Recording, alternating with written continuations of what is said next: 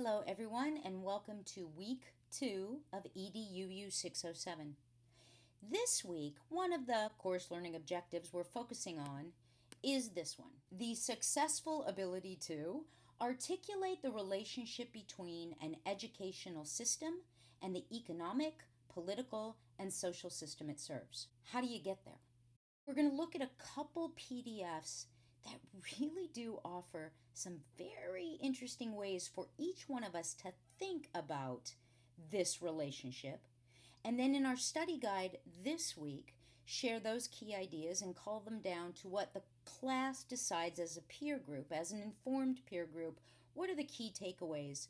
So these PDFs are posted in the class for you, and there's also the other materials. But I'm specifically focusing on two things. So, PDF number 1 is a UNICEF paper. It was presented in 2000, but it is very relevant today, and particularly for this conversation. It's titled Defining Quality in Education. PDF number 2 is called Influence, a study of the factors shaping education policy. Now, this is an American document focusing specifically on American influencers. But by looking at who are the players in shaping our education, our educational system, our policies, our practices today, it can very much inform how we look at who is doing the same in other countries. I think you'll find this very interesting. I actually was quite surprised by some of what I got from this doc. All right, but before we go further, there is one other thing to bring into this conversation.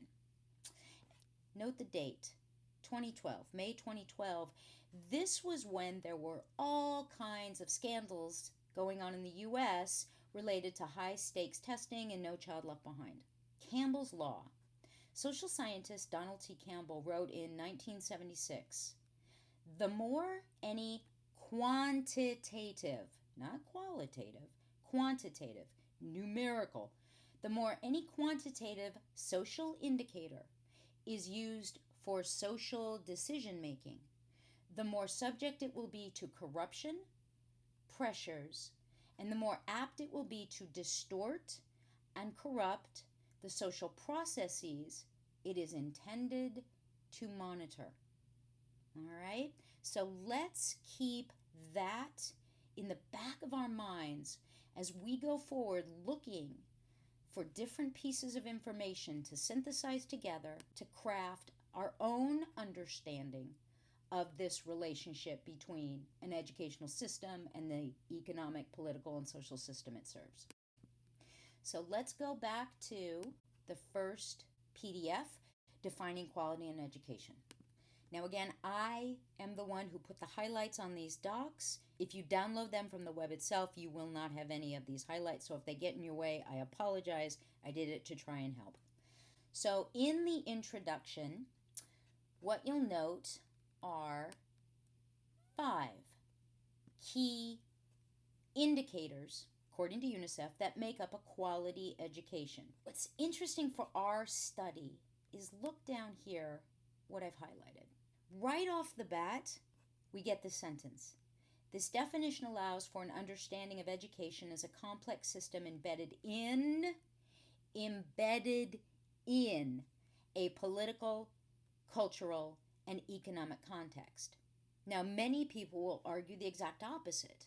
It's that the political, the cultural, and the economic, they are embedded into the educational system. Here, they're saying the educational system is embedded in the political, cultural, and economic context.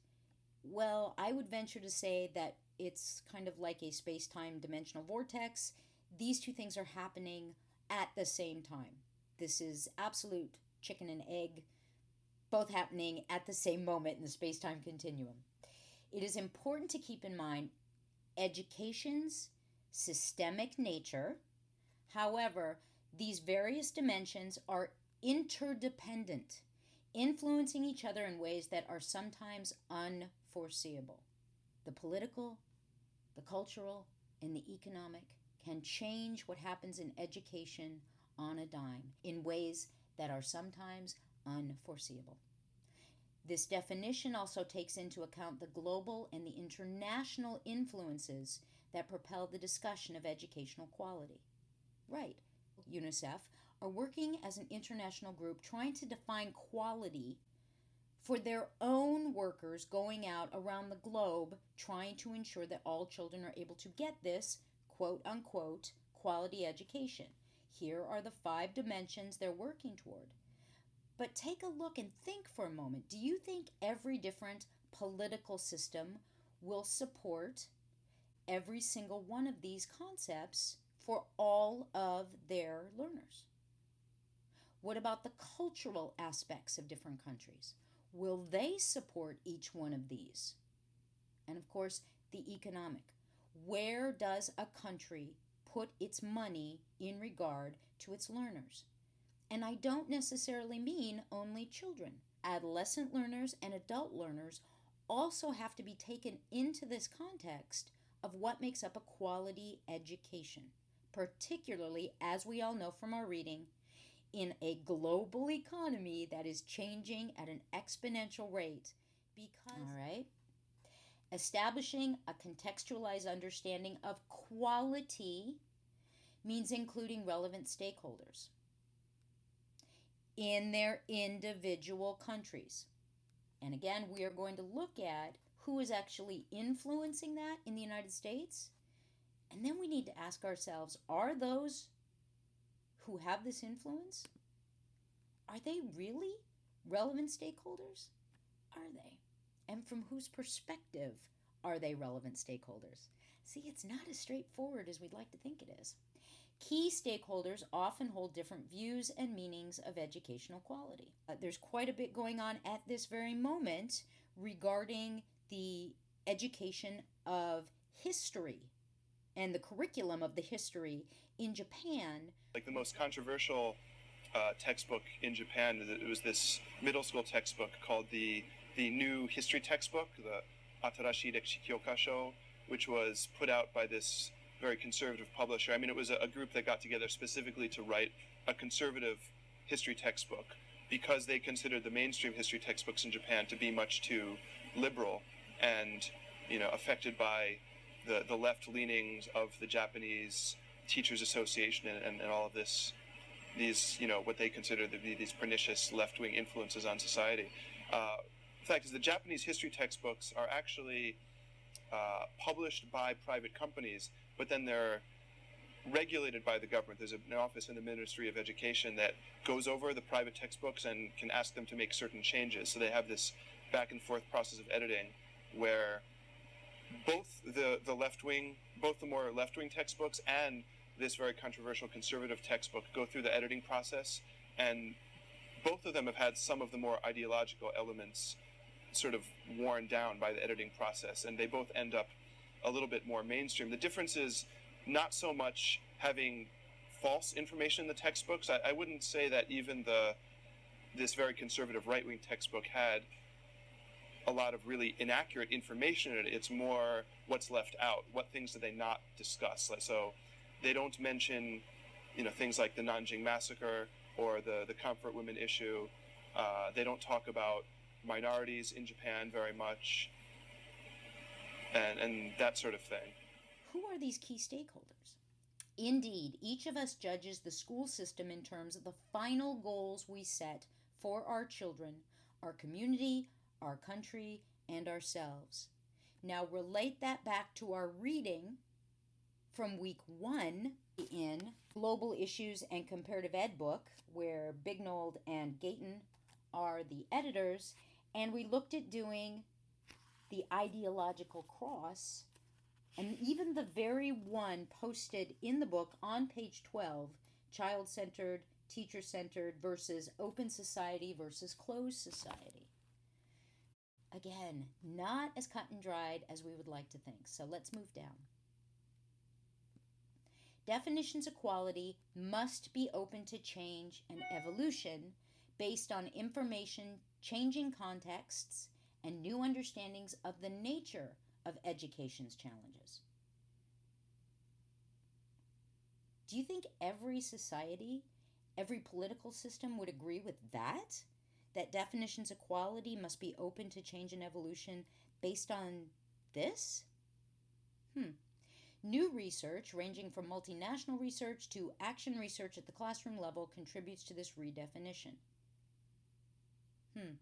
Think about that in light of the video you hopefully have already watched about the experience the young woman had teaching in North Korea. How do you think North Korean educational professionals would feel about that? Or maybe the better question is, how do you think North Korean political leaders would feel about this? Systems that embrace change through data generation, use, and self-assessment are more likely to offer quality education to students. Okay, again, by whose definition of quality, and what kind of data, and how is it used? Is it quantitative data? Is it qualitative? Is it action research? Is it coming from the educators themselves? And again, let's go back to some of the limitations we got from our reading. Is it authentic information? Was it manipulated to specifically show the outcome that those collecting the data wanted it to show? There's a lot here. So let's look at a few specifics. UNICEF is saying that for quality education to take place, you must have quality learners. Okay, thank you very much. What defines a quality learner? Well, number one, good health and nutrition. Okay, think about this from a political and economic perspective. Are there programs in place to ensure this? Is this being supported by what the federal, what the local government is affording for all its children? There are some countries where when the child goes to school, there is a hot breakfast and a hot lunch served. You don't pay for it, no questions asked. It's just part of the school day. There are some countries where such programs exist only for children at a certain disadvantaged income level. And there are some where there is no such thing. So how does that relate to having quality learners in your school, in your school system? Let's move down. What about this? Early childhood psychosocial development experiences. Universal preschool for all? What countries work to ensure through their political and their economic systems that that takes place? What make some effort and who makes no effort? These are the types of things you need to think about. Moving down. Again, we're still on quality learners. Regular attendance. How much effort is made by the political system, by the economic system, and the culture in general to ensure regular attendance for learning? And of course, family support plays into what makes up a quality education for the individual learners. All right? And I'm not going to go any further with this particular document. There's a handful of more things I've highlighted, but you see how I'm using this as a tool to be able to think for myself, craft my own understanding of such relationship. All right, now let's look at the influence document. Again, this is American-centric.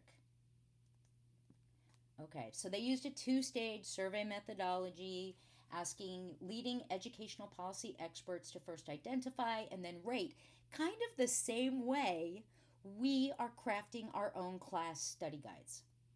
Okay? All right, here we go. Leading influences in education policy. Now, again, this is only in the United States. This is very American-centric. The number one study that has the most influence on U.S. educational policy, right here. The NAEP, put out by the U.S. Department of Education. And for those of you who've forgotten, it's in the reading. Let's remember. The NAEP is the largest nationally representative and continuing assessment of what America's students know and can do in various subject areas. How quantitative is the information, are the various studies put out by the NAEP. How qualitative are they? How quantitative are they? And again, I'm just asking the question with Donald Campbell's law in the back of my mind. So this key indicator, this crucial influencer of educational policy in the United States, is mostly based upon quantitative gathered data. All right? That's the most influential study. What organization? The U.S. Congress. Find that very interesting. Which individual? Bill Gates. Think about that for a minute. And which information resource? Well, we're back to the NAEP. Let's look at number 2. TIMS. Trends in blah, blah, blah, blah. We've definitely read about these guys, right? The TIMS, second highest ranking influencer in American education as far as organizations go, U.S. Department of Ed. At the time, 2006, number 2, George Bush. So at the time, the President of the United States was behind Bill Gates? And Information Education Week. So the leading influences in education policy in the U.S., quantitative, a mix. Key individuals, business, politics, organizations, political and educational. Quantitative comes out of the U.S. Department of Ed. TIMS, interesting, but mostly quantitative, very little qual, but some. So again, I'm not telling you what the answer is. I'm not telling you what the relationship is. I've just offered some information for you to think about, along with everything else, to go back, reflect, synthesize, analyze, synthesize some more. And then when you go into our study guide, please post with, again, in the context of everything, the video on North Korea and all the other resources. At this moment, what do you think are the 3 key takeaways for articulating the relationship between an educational system and the economic, political, and social system it serves? And then again, towards the end of the week, come back and rank what your peers have shared. What are your top 3 from all the ideas shared? I hope this has helped. At the very least, I hope this has offered a little positive cognitive dissonance. Thank you for your attention.